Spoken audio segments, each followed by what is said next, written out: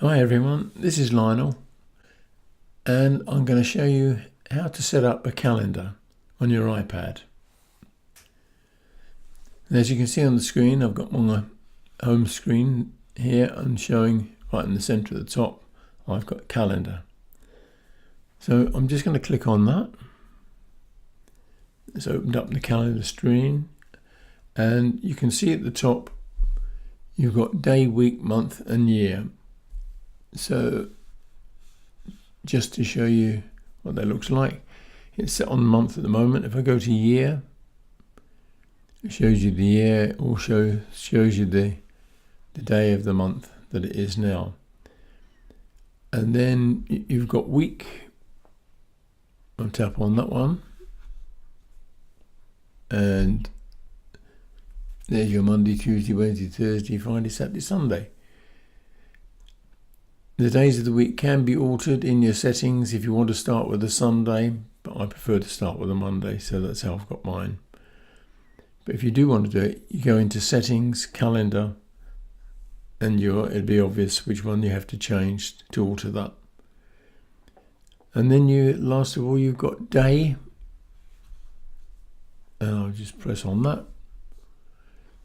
And now on the day, it shows you the actual times during the day that you can set your calendar for. Anyway, I'm going to go on to month because that's what I prefer to use. So we set it on month, and then I'm going to go down to calendars at the bottom. And there's already a calendar set up which is called home, and this is the default calendar. But if you want to use that, you can. You can actually change the name of home to something else by going into settings, calendar, again, and that'll be obvious again how you actually change that.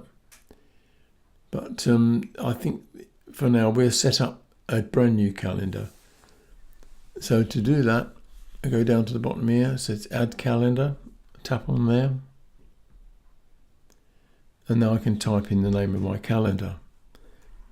And for the purpose of this tutorial, I'm going to call it EPSSCC, East Preston.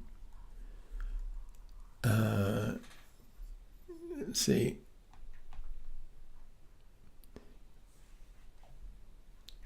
EP, I'll do it in capitals.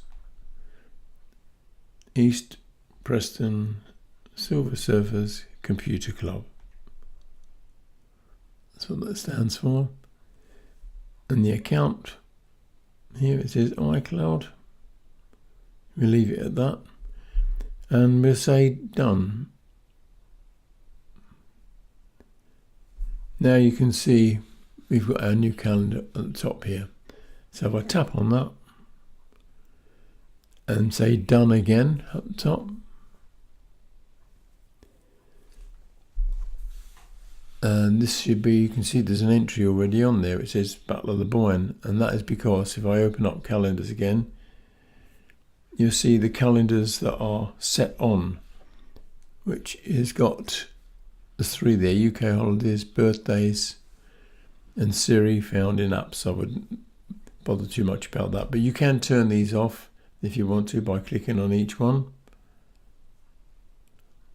Or the UK holidays one is quite a good one to have left on. And so that will show you whatever you've indicated there. So we've got two calendars which we're viewing at the moment, home and UK holidays. So I'm going to say done again. And we're back to our calendar. Now I'm going to add a recurring event on Thursday, which is the Computer Club meetings. So if I go to my first Thursday, which is here, I'm just going to touch that lightly with my finger. I should also say at this point that as well as just touching your finger on the day that you want to set up an appointment, you can actually touch on the cross at the top here. If I do that, but there you'll probably need to adjust the day it starts as well. Just touching it with your finger on the actual day saves you having to do that. But I thought I'd mention that anyway. Just cancel that. I'm just going to touch that lightly with my finger.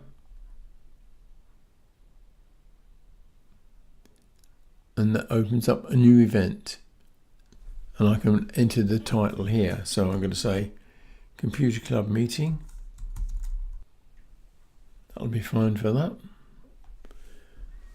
And now if you look again down here, it says all day. That's set on an all day event, which it isn't. So if I just touch on the green part here again, turn that slider off, it now shows that I can enter start and finish times. Anyway, I'm going to touch on the time. It says 11 a.m. If I touch that, there's a drop down thing here which I can move my finger to alter the times. So if I put 2 p.m. and then I go down to set ends, touch that and slide that to 1600. That's the time the event ends. But then down the bottom here it says never, or repeat time, never, but it does repeat. So if I touch that, it repeats every week. So if I touch that every week, we now have a recurring event. But if you notice something else, the calendar is defaulted to home, and that's not the calendar I want to use. So I've got to touch that and correct it and go to EPSSCC, and I'll touch that, and now we can see it says the right calendar. The next thing, which you can or need not do, which up to you, but is have an alert, which I like. So there's no alert set up at the moment, so I touch that.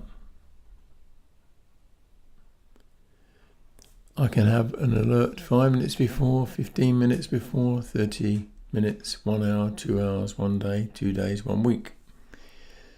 So I'm going to say the day before. I touch that. Then it allows me again to put a second alert. Which if I touch that, I'm going to put 1 hour. And now we're all done. I'm going to click add, touch that. And now you can see every Thursday there's a computer club meeting, and that's how you would do it for any other one. If you want to alter anything that you've set, if I've got a date here, say the 5th, say just supposing for 1 week this date was moved to a Friday, I can just put my finger on that and drag it across to the Friday. And now, because this is a recurring event, it's asking me, do you want to save it just for this event only, which it would be in this case, or you could save it for all future events.